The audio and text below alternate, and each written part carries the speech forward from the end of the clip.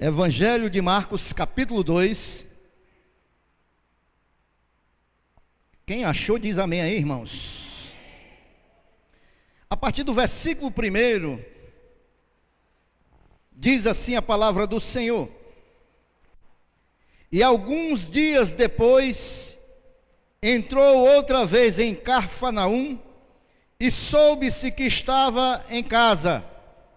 E logo se ajuntaram tantos que nem ainda nos lugares junto à porta eles cabiam. E anunciava-lhes a palavra. Versículo 3. E vieram ter com ele, conduzindo um paralítico, trazido por 4. E não podendo aproximar-se dele, por causa da multidão, descobriram o telhado onde estava, e fazendo um buraco, baixaram o leito em que jazia o paralítico. E Jesus, vendo-lhes a fé, disse ao paralítico: Filho, perdoados estão os teus pecados. E estavam ali assentados alguns dos escribas que arrazoavam em seu coração, dizendo: Por que diz assim blasfêmias? Quem pode perdoar pecados senão Deus? Versículo 8. E Jesus, conhecendo logo em seu espírito que assim arrazoavam entre si, lhe disse: Por que arrazoais sobre estas coisas em vosso coração? Qual é mais fácil, dizer ao paralítico: estão perdoados os teus pecados? Ou dizer: levanta-te e toma o teu leito e anda? Ora, para que saibais que o Filho do Homem tem na terra poder para perdoar pecados, disse ao paralítico: A ti te digo, levanta-te, toma o teu leito e vai para a tua casa. Versículo 12. E levantou-se e, tomando logo o leito, saiu em presença de todos, de sorte que todos se admiraram e glorificaram a Deus, dizendo: Nunca tal vimos. Amém, igreja? Feche os seus olhos novamente. Senhor Deus e Pai, precisamos, meu Deus, do teu direcionamento. Somos, meu Pai, completamente dependentes do Senhor. Por isso, vem direcionar esta palavra esta noite, colocar as palavras certas na minha boca, Senhor, e vem nos ensinar através da tua palavra, Pai. Precisamos do teu Santo Espírito, Pai. Precisamos conhecer a tua vontade para nossas vidas, Pai. Precisamos conhecer, meu Deus, o teu direcionamento para nossas vidas. Sê conosco, Pai, nos abençoa, nos livra, meu Pai, de toda a influência do mal. É assim, meu Deus, que eu te oro esta noite e te agradeço pelo poderoso nome de Jesus. Amém, igreja?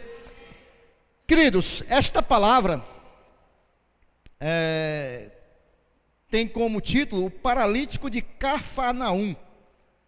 Cafarnaum era uma cidade, irmãos, da Galileia, que Jesus morou nela por algum tempo, e uma cidade da Palestina, melhor dizendo, que usufruiu de muitos milagres do ministério terreno de Jesus aqui nesta terra. Não teve uma cidade que presenciou mais milagres de Jesus do que Cafarnaum. Jesus, durante o seu ministério terreno, praticou enormes, inúmeros milagres nesta cidade. Algumas pessoas dizem, irmãos, que este ocorrido foi na casa de Pedro, né? Alguns historiadores, porque Pedro também habitava nesta região. E aqui nós podemos ver a história de um homem que recebe uma grande vitória na sua vida, que é a cura da paralisia. Todos nós, irmãos, lutamos todos os dias por muitas das coisas em nossas vidas. Uns lutam para vencer numa área, outros lutam para vencer em outra área, mas o certo é que enquanto nós temos vidas, todos nós lutamos todos os dias. Algumas pessoas dizem que a nossa vida nós devemos matar um leão por dia, porque todos os dias tem uma batalha, tem uma peleja, todos os dias tem algo que nós precisamos vencer. E nós, como cristãos, nós temos travado uma guerra maior ainda. Mas é certo também, irmãos, que nós, desde o ventre da nossa mãe, desde que nós saímos e começamos a viver, nós pelejamos, mas é certo também que há muitas pessoas neste mundo que parece que já perderam a esperança de vencer, parece que já perderam o ânimo de lutar, de guerrear, parece que já perderam a esperança de vencer essa luta, essa peleja que há muitos anos vem travando. Parece que há pessoas, irmãos, que estão como este homem aqui, paralisado, né? Estão paralisados, já cansados, fadigados. Há pessoas como este homem aqui, irmãos, que estão paralisados, muitas das vezes com aquela batalha na vida conjugal, ou na vida financeira, ou na vida profissional, emocional, familiar.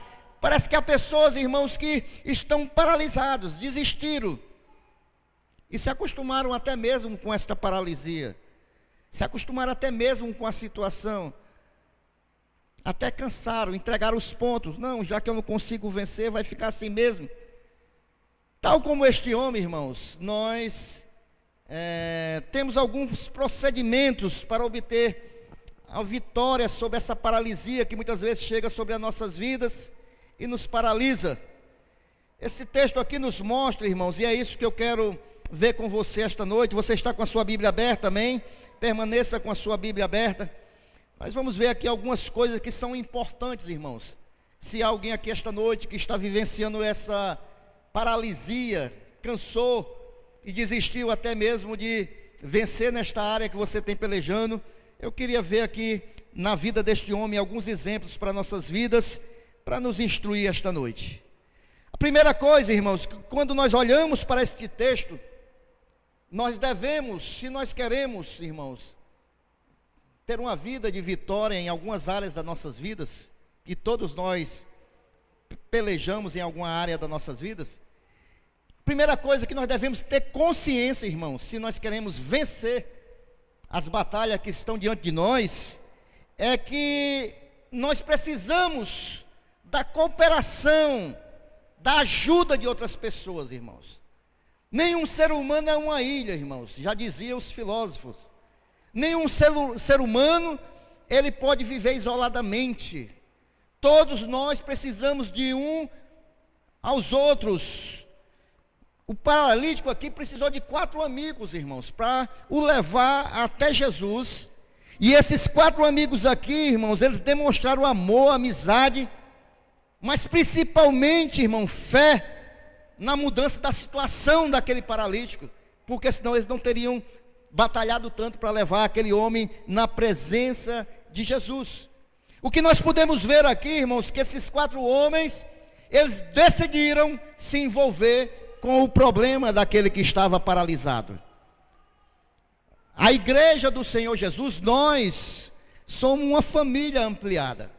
O que nós temos que ter em nossas mentes, irmãos, é que nós temos que ajudar uns aos outros, irmãos. Temos que nos envolver com o problema do nosso irmão.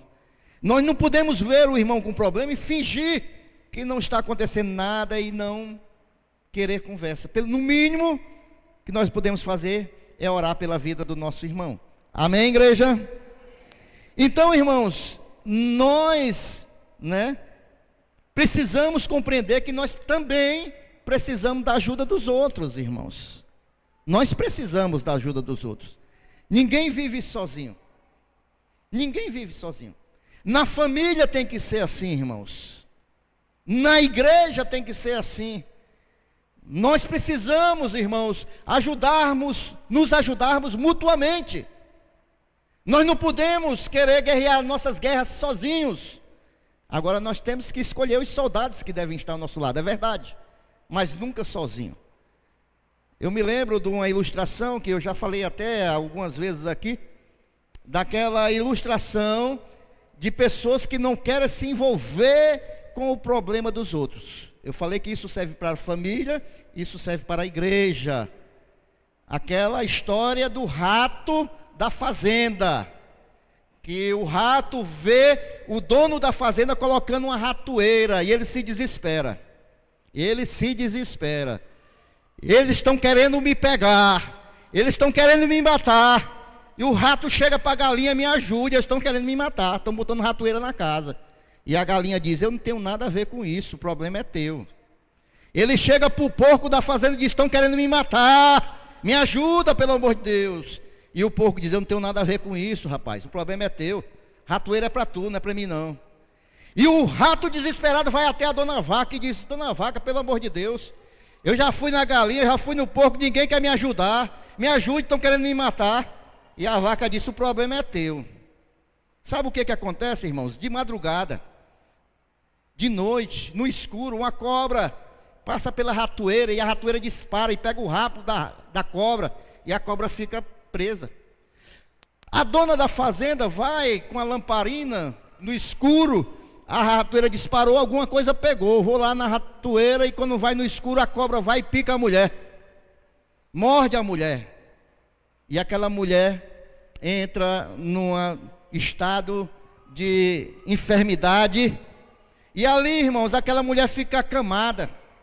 E aquela mulher acamada, doente, sabe o que foi que houve, irmãos? O dono da fazenda diz o seguinte: coitada da minha mulher, a gente tem que tentar fortalecer ela. Mata a galinha lá para a gente fazer uma canja para ela.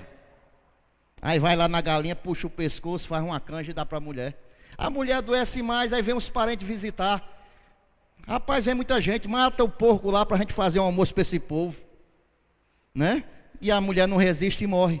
E no velório o dono da fazenda diz: rapaz, mata a vaca, é muita gente, vamos alimentar esse pessoal nesse velório. Ou seja, irmãos, o problema era de todo mundo, irmãos. O problema não era só do rato. O problema era de todo mundo que estava naquela casa. Quando tem alguém da tua família com problema, o problema é teu também, meu irmão. Quando tem alguém com problema na igreja, o problema é teu também, meu irmão. Talvez você diga: o problema é dele, eu não tenho nada a ver com isso. Mas amanhã ou depois vai estourar com você também. Porque onde teve família, onde mexe num, mexe com todos. O Senhor Jesus, inspirando Paulo, ele diz, irmãos, que se um dedo do corpo está com problema, todo o corpo sofre, irmãos. Então quando você ver alguém com problema, diga: o problema é meu também. Eu vou orar, vou interceder, vou ajudar, de alguma maneira eu vou me prontificar, porque o problema também é meu. O problema também é meu. Amém? Então, irmãos, aqueles 4 homens, eles se envolveram com o problema daquele paralítico. Eles viram ele, nosso amigo, nós temos uma oportunidade, Jesus está aí, não, nós vamos levá-lo à presença de Jesus. A gente se lembra também de Pedro, quando estava preso, toda a igreja orando por Pedro, toda a igreja clamando por Pedro, e ele foi solto miraculosamente, né? Então, irmãos, a gente vê na palavra de Deus que diz que quando Israel ia contra o inimigo, Israel, o povo de Deus, ia como um só homem. O que isso quer dizer, irmãos? Que o problema ali era de toda a nação, iam todos como um só homem. Às vezes, irmãos, né, sabemos que também há uma outra questão. Às vezes nós sabemos que a igreja precisa se envolver com o problema das pessoas, mas há uma outra questão. Às vezes as pessoas não querem que a igreja se envolva com o seu problema. Aí há uma outra questão. As pessoas estão passando uma situação, às vezes nós até sabemos, às vezes nós procuramos que a pessoa se abra, mas a pessoa não se abre. Ela quer passar aquele problema só, ela quer passar aquela batalha só, ela quer passar aquela luta só. E muitas das vezes a pessoa não consegue vencer essa luta só, né? E aí o problema não é da igreja. Aliás, o problema é da igreja. A pessoa que está passando o problema é que não compreende que ela precisa compartilhar. Não é compartilhar com toda a igreja, com pessoas, lideranças, pessoas que realmente possam ajudar. Nós temos aqui um ministério de intercessão, nós temos aqui obreiros, nós temos aqui diáconos, nós temos aqui líderes de família, nós temos líderes de jovens, nós temos líderes aqui para lhe ajudar na situação do seu problema. Amém? Agora, irmãos, a vitória das nossas lutas, das nossas pelejas, ela começa, irmãos, quando nós admitimos que precisamos de ajuda, irmãos. Nós admitimos que precisamos de ajuda. Aí começa a nossa vitória. E muitas das vezes a vitória começa quando nós vencemos o orgulho. Porque muitas das vezes nós temos aquele orgulho de não querer mostrar para os outros que nós estamos passando lutas e situações adversas. Não, eu não quero passar para os outros, senão os outros vão pensar que eu não sou tão espiritual como eu demonstro. Não, eu não posso falar para a pessoa que eu estou passando essa luta, essa dificuldade, senão as pessoas vão pensar que eu não tenho fé. Não, irmãos, isso é orgulho. E você precisa verdadeiramente vencer essa questão. Não somos autossuficientes, nós precisamos um dos outros. Você se lembra o que diz lá em Eclesiastes capítulo 4, 9 ao 10? É bom que sejam dois, porque se um cair, o outro levanta. E é justamente isso, irmãos, que nós precisamos compreender. E foi isso que esses homens fizeram, levaram aquele homem à presença de Jesus. A cooperação, irmãos, a comunhão das pessoas, elas promovem algumas coisas. Em primeiro lugar, quando nós temos cooperação, nós somos sustentados em tempos de fraquezas. Quando nós vivemos nesta comunhão, em família, na igreja, nós somos sustentados em tempo de fraquezas, irmãos. Amém? Vocês se lembram daquele episódio que Moisés, o povo de Deus vai guerrear com os amalequitas? Moisés, Arão e Ur ficam no monte, observando lá a peleja, e o povo de Israel batalhando com os amalequitas. E eles perceberam uma coisa, que quando Moisés levantava as mãos e começava a interceder pelo povo, aí o povo de Deus começava a vencer na guerra. Mas quando Moisés baixava as mãos, os amalequitas começavam a prevalecer naquela guerra. Aí Arão e Ur perceberam isso, mas tinha hora que Moisés estava com as mãos cansadas de estar levantado e baixava. Aí Arão e Ur pegaram Moisés, sentaram ele numa pedra, e um pegou numa mão, levantou, o outro pegou na outra mão, levantou, e assim o povo de Deus venceu aquela peleja, porque na fraqueza, no cansaço de Moisés, os irmãos ajudaram a levantar as mãos, para que viesse a vitória. Meu querido e minha querida, eu quero te dizer esta noite, que se você está passando lutas, se você está passando momentos de dificuldade, de fraqueza, olha ao teu redor, olha para o lado, procura, porque tem pessoas que querem levantar as tuas mãos, porque tem pessoas que querem te ajudar. Você não vai parar, você não vai ceder para a derrota, porque Deus quer te animar, e para isso Ele usa a igreja, para isso Ele usa o povo de Deus, e tem gente querendo levantar as tuas mãos aqui esta noite. Tem pessoas querendo levantar as tuas mãos, te ajudar nesta peleja, porque, irmãos, a cooperação sustenta em tempos de fraqueza. A cooperação, meus irmãos, a unidade, realiza também grandes obras, faz com que nós possamos realizar grandes obras. Lá em Neemias, no capítulo 4, o livro que nós vamos estudar, Diácono Eduardo, 4, versículo 16, 17, diz o seguinte: naquele dia em diante, metade dos meus moços trabalhavam na obra, a outra metade empunhava lanças, escudos, arcos e couraça, e os chefes estavam por detrás de toda a casa de Judá, os carregadores que por si mesmo tomavam as cargas, cada um com suas mãos fazia a obra, e com a outra segurava a arma. Ou seja, o povo estavam unidos na peleja, na construção daquela grande obra. Enquanto uns trabalhavam, outros vigiavam, outros empunham a arma, e é desse jeito que aquela obra foi concluída, irmãos. Porque no tempo de peleja, no tempo de adversidade, a unidade, irmãos, a comunhão nos faz realizar grandes obras. Amém? E por último, irmãos, quando nós andamos em unidade, a nossa unidade, a nossa comunhão, ela adiciona poder na oração. Quando nós estamos juntos, irmãos, numa peleja, numa dificuldade, a nossa oração, irmãos, ela é adicionada de poder. Por quê, pastor? Porque em Mateus 18, 19, diz assim a palavra do Senhor: em verdade também vos digo, que se dois dentre vós, sobre a terra, concordarem a respeito de qualquer coisa que porventura pedirem, ser-lhe-á concedida por meu Pai que está no céu. Se dois, se em unidade, se em comunhão, se em ajuda, a oração, ela atinge um poder maior. Amém? Quem quiser orar pela vida desse pastor pode orar, irmãos, que eu preciso da sua oração, eu preciso da sua ajuda, mas também eu quero orar pela sua vida e tenho orado pela sua vida, irmão. Que nós possamos orar um pelos outros, irmãos, que nós possamos nos despertar nos nossos momentos de oração, irmãos, é joelho no chão, clamando, irmãos, e apresentando a vida de cada irmão aqui, porque assim nós vamos vencer, não só um nem outro, mas toda a igreja do Senhor Jesus. Amém? Muito bem, irmãos, nós devemos ter consciência que nós precisamos de um dos outros, irmãos. Aqueles homens, eles ajudaram aquele paralítico. Aqueles homens levaram aquele paralítico à presença de Jesus.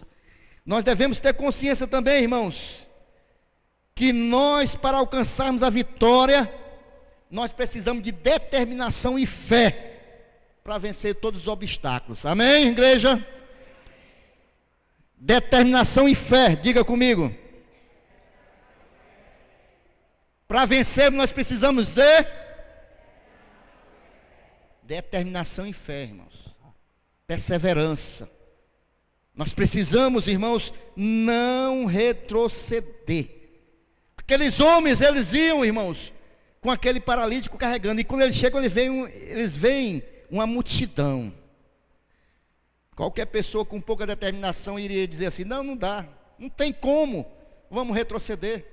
Vamos deixar para o outro dia, vamos esperar uma outra oportunidade, vamos deixar que haja outra situação, aí nós vamos resolver. Mas aqueles homens não, eles disseram: vai ser hoje que nós cremos que o teu quadro vai mudar, vai ser hoje que nós cremos que a situação vai ser invertida, irmão.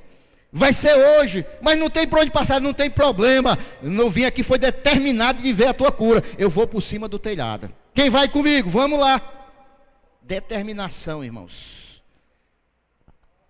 Ah, eu quero, pastor, mas no primeiro obstáculo, desanima, olha por lado, retrocede.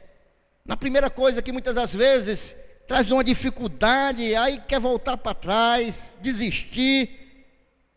E é tudo que a adversidade quer, irmãos, para que nós venhamos desistir, irmãos. É tudo que se apresenta na nossa frente, irmãos. É tudo que quer nos paralisar. É tudo que muitas das vezes, irmão, quando nós não encontramos uma saída, uma solução, nós queremos desistir. Mas a palavra de Deus para a sua vida esta noite é determinação e fé. Não desista, determine no seu coração que você vai conseguir. Determine no seu coração que você vai continuar avançando. A peleja está grande, mas eu não vou retroceder. Eu creio num Deus de poder, eu vou em frente. Continue crendo nisso. Nós servimos verdadeiramente um Deus que coopera conosco, irmãos. Mas para isso ele espera o quê? A minha atitude. Veja aí no versículo 5. E Jesus, vendo-lhes a fé, Jesus viu a fé daqueles homens. Jesus observou, irmãos, a fé daqueles homens. Aqueles homens conseguiram chamar a atenção de Jesus pelo seu ato de fé. Sabe o que a Bíblia diz em Hebreus 10, 38? Mas o meu justo viverá da fé, e se ele recuar, a minha alma não tem prazer nele. O meu justo viverá da fé, irmãos. Tem algum justo aqui esta noite, justificado pelo sangue do Cordeiro? Aqueles homens chamaram a atenção de Jesus. E tem mais, irmãos, aqueles homens demonstraram uma fé prática. Não fé só de boca, irmãos. Eles agiram. É a fé que opera. É a fé que age. É a fé que verdadeiramente se movimenta. Não é uma fé só de boca. Alguém disse certa vez: a fé é uma súplica que pode ser sem palavras, mas jamais sem ação, firmada na confiança e na disposição poderosa de Deus nos ajudar, irmãos. A fé, ela pode ser uma súplica, sem palavras. Eu posso ter fé sem falar nada, mas jamais eu posso ter fé sem ação. A sua fé é assim, meu irmão? A sua fé lhe leva a agir. A sua fé, meu irmão, lhe faz você trabalhar pelaquilo que você tem crido. A sua fé faz você atuar pelaquilo que você crê no seu coração. Se sua fé é assim, a sua fé verdadeiramente opera em você, e verdadeiramente você vai alcançar os objetivos que você tem determinado de acordo com a vontade de Deus. Agora, se a sua fé é só de palavra, mas não é de ação, irmãos, a fé, ela não produz nenhum resultado. Você quer ver um exemplo aqui, irmãos? Lá em Marcos 5, versículo 25 ao 34, nós vemos aquele exemplo da mulher do fluxo de sangue, irmãos. Era alguém que há 12 anos estava sangrando. Era alguém que já tinha gastado todo o seu dinheiro e não tinha resultado, nem tinha sido curada. 12 anos, irmãos.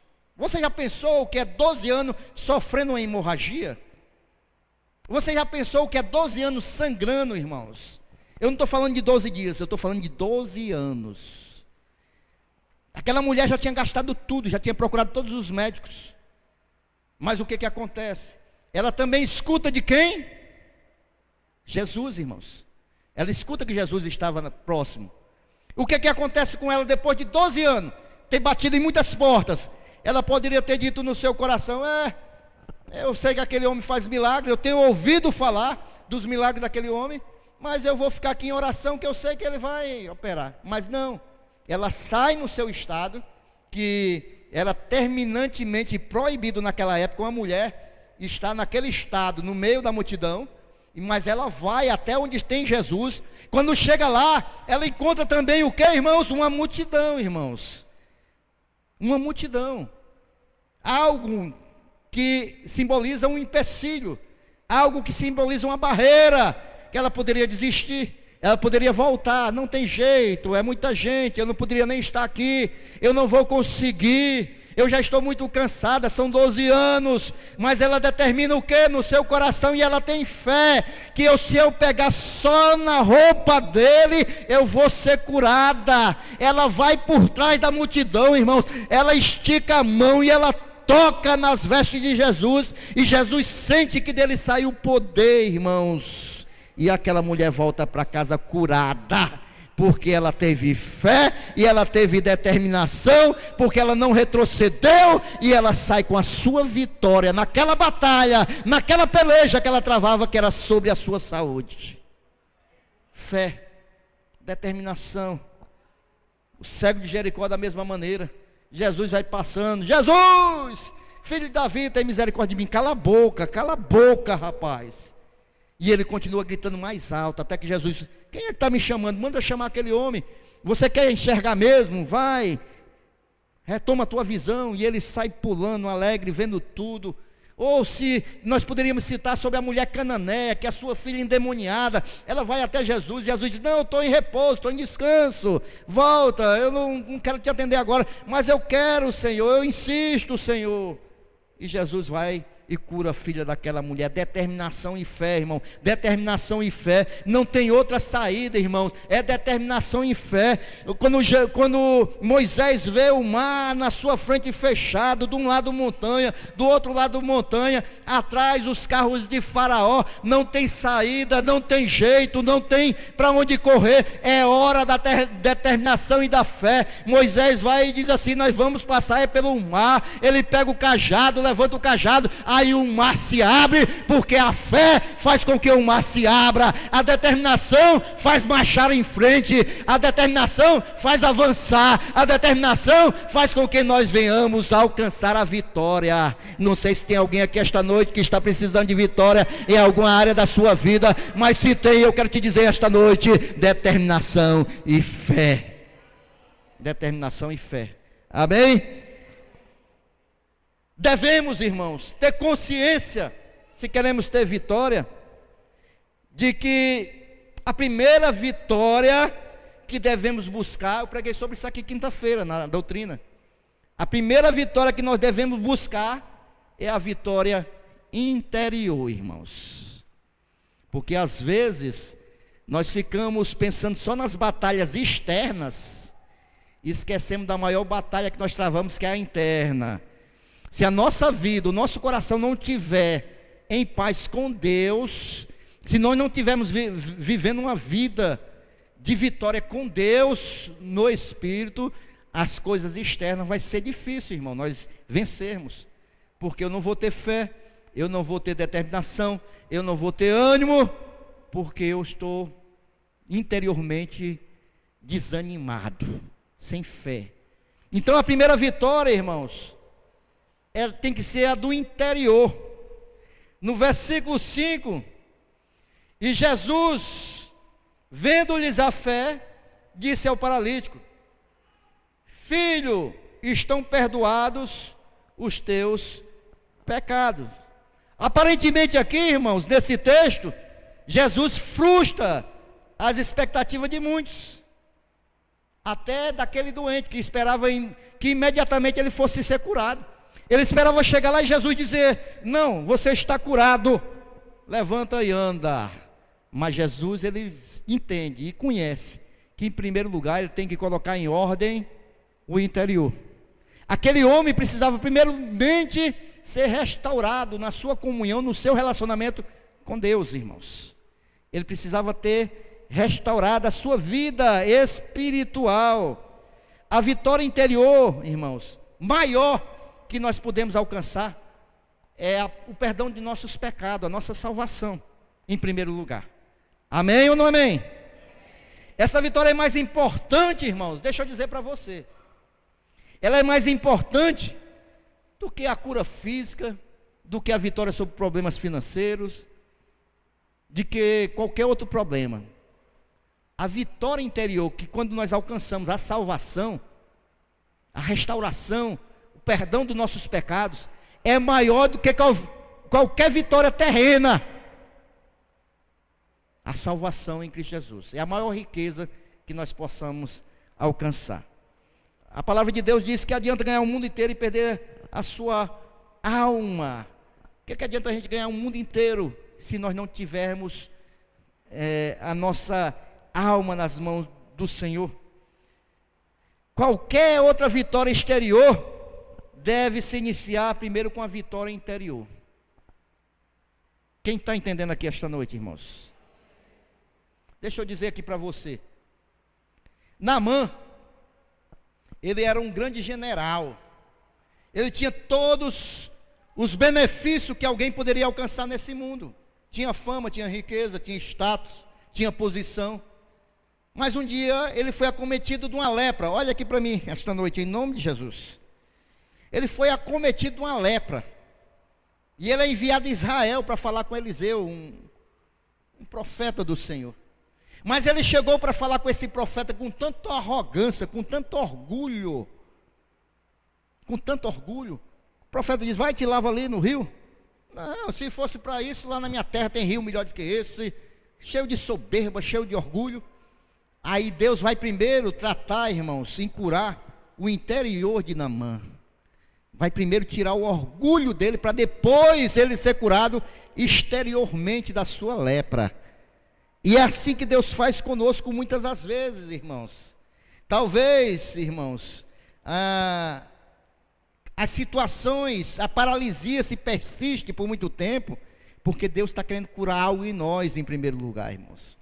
E às vezes nós não compreendemos, irmãos. Talvez essa sua luta está se estendendo, é porque Deus está querendo trabalhar em alguma área da tua vida. Ele está querendo primeiro te curar no teu interior, para depois curar o exterior. Primeiro Ele está querendo curar a tua alma, para depois te dar vitória exterior que você está necessitando. E talvez você não esteja compreendendo.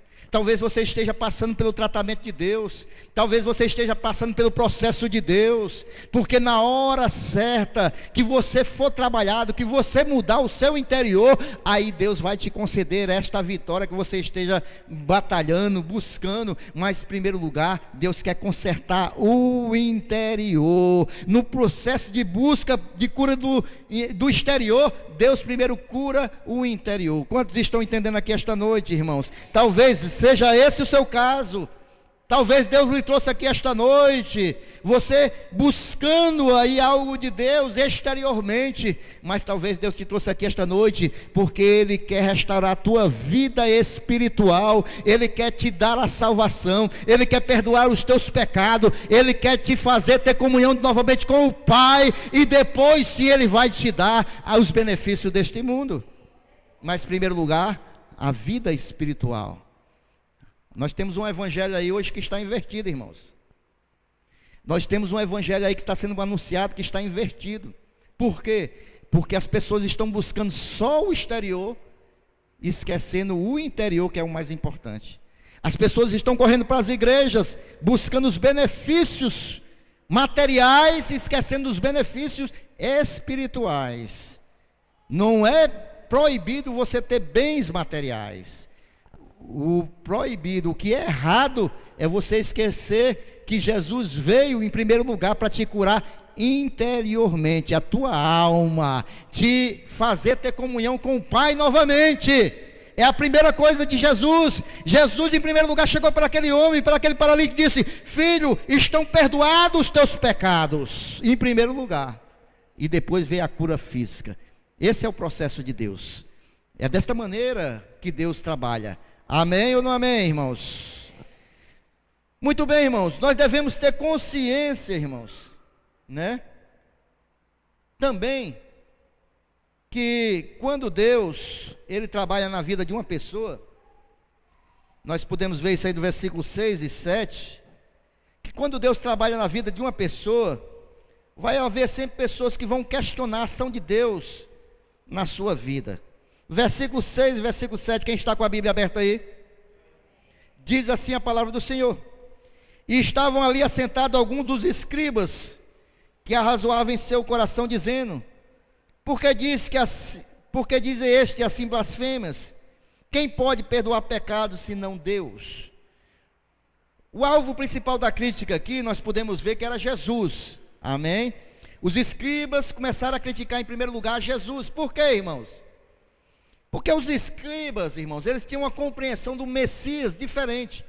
Os escribas, eles acreditavam que Jesus viria como um líder político, com um poder político, alguém que pudesse dominar Israel e tirar ele daquela situação com os romanos. Eles jamais acreditavam que Jesus pudesse vir com um líder espiritual, com poder espiritual. É por isso que eles não compreendem e começam a questionar a Jesus.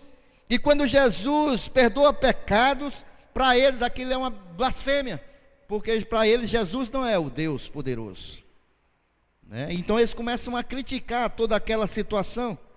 É importante que você creia, irmãos, que Deus está agindo em sua vida, e não importa o que os outros digam. Talvez você não compreendeu o que eu falei aqui esta noite. Olha aqui para mim. Eu falei que é importante que você creia que Deus está agindo na sua vida, e não importa o que os outros digam. Amém? Não importa o que os outros digam, irmãos.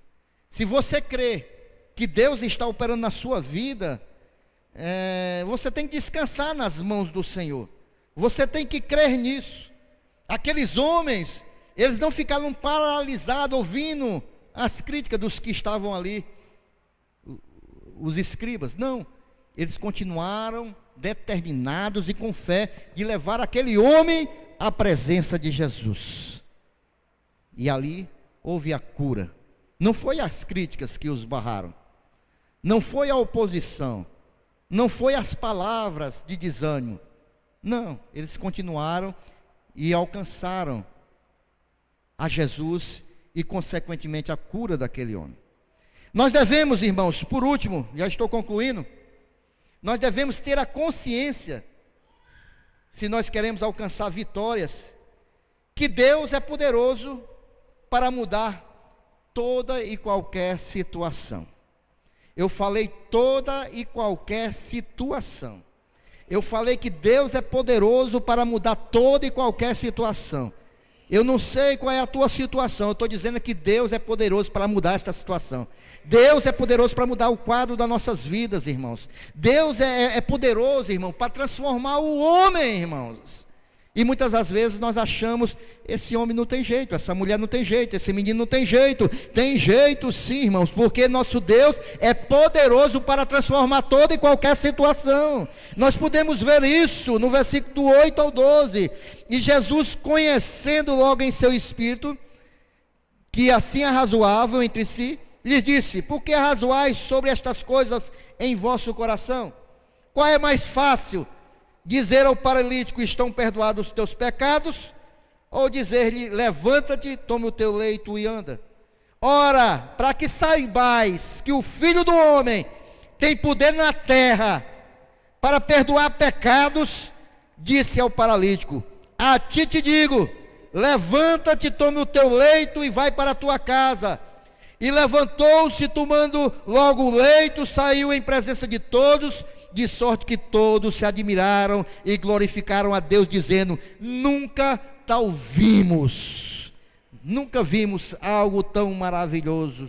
Jesus, irmãos, Ele faz muito mais do que aquilo que nós pensamos ou imaginamos. Jesus curou aquele homem fisicamente, mas muito mais do que isso, salvou a sua vida. Muito mais do que isso, restaurou a sua alma, restaurou a sua comunhão com o Pai. O Senhor, Ele faz assim conosco, irmãos. É um processo muito simples, meu irmão, de nós sermos cristãos. É nós termos uma vida cristã verdadeiramente séria, em comunhão com Deus. Aí as demais coisas são o quê? Acrescentadas. É isso que a palavra de Deus nos mostra: buscar em primeiro lugar o reino de Deus, e as demais coisas são acrescentadas. É isso que Deus fez aqui. Em primeiro lugar, Ele manifestou o poder de Deus, e depois a cura veio sobre aquela vida. Amém, igreja?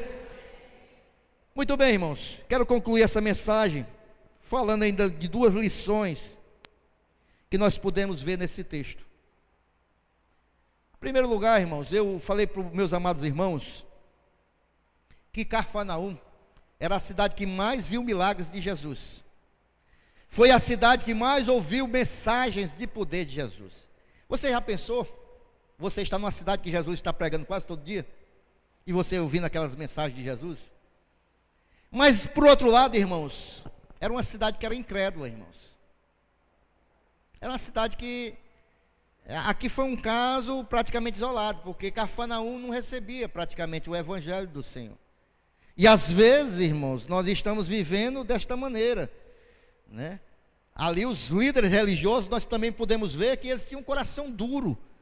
Eles não deixavam a mensagem entrar em seus corações, né?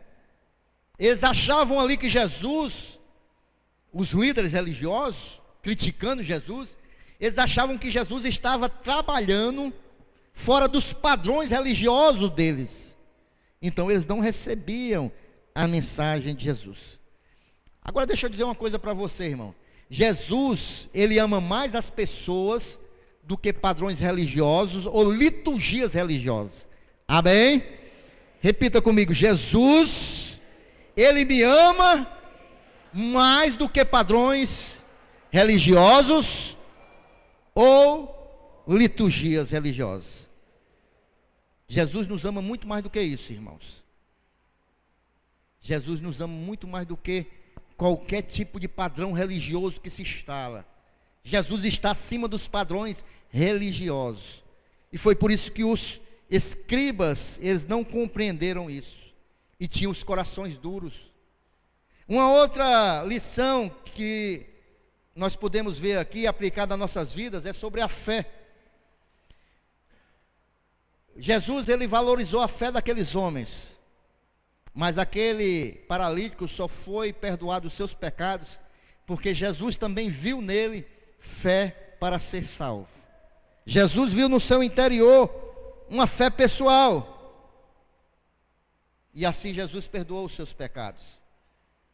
Para que se haja, olhe para mim aqui esta noite, para que se haja absolvição de pecados, irmãos, é necessário duas coisas principais: que se haja, né, um mediador, nesse caso aqui, o sumo sacerdote Jesus, neste caso aqui, né, e nos padrões do Antigo Testamento, o sacrifício, né? E Jesus, Ele se tornou os dois. Ele é o nosso mediador diante de Deus, somente Ele. Nós só somos salvos através de Jesus. Não tem nenhum outro nome que possa nos levar à salvação. E o sacrifício pelos nossos pecados foi Ele também. Ele se fez Cordeiro de Deus e morreu em nosso lugar, se sacrificando em favor da minha e da sua vida. Então, só tem um caminho para a salvação. Aquele homem creu em Jesus. Você que está aqui esta noite, meu irmão e minha irmã, eu quero te dizer que só há um que pode perdoar os teus pecados. Só um que é o caminho, que é a verdade, que é a vida, e que ninguém vem ao Pai a não ser por Ele, Jesus Cristo. Se você quer, assim como este homem, encontrar salvação para os seus pecados, só através de Jesus Cristo. Só através de Jesus Cristo. Ele é o caminho, Ele é a verdade e Ele é a vida. E esse Jesus está aqui esta noite, porque Deus é Espírito e Ele está aqui esta noite. Eu não sei se há pessoas aqui que estão batalhando há muito tempo ou pouco tempo para alcançar vitória em alguma área da sua vida. Mas se há, eu quero te dizer que a primeira vitória que você pode alcançar na sua vida grande é entregando a tua vida para Jesus. É encontrando a salvação dos teus pecados. E depois Deus Ele vai dar prosseguimento na tua vida, nas áreas que você precisa alcançar a vitória. Mas assim como este homem aqui, a primeira coisa que Deus fez foi perdoar pecados. E depois Deus curou. E esse mesmo Jesus está aqui esta noite. Esse mesmo Jesus tem o mesmo propósito. Ele quer salvar a tua alma e quer também te dar, abençoar a tua vida material e espiritual. O Senhor Jesus, Ele está aqui esta noite porque acima de tudo Ele te ama, irmão. Ele te ama. Talvez você não tenha amigos que façam o que aqueles homens fizeram por você. Mas se você tem um grande amigo que nós vimos quinta-feira, e ele te trouxe até aqui esta noite, que é o Espírito Santo de Deus, e ele te trouxe a presença de Jesus, e esta noite você tem condição de entregar a tua vida completamente nas mãos de Jesus, para que Ele possa perdoar os teus pecados. Amém? Vamos ficar em pé glorificando a Jesus.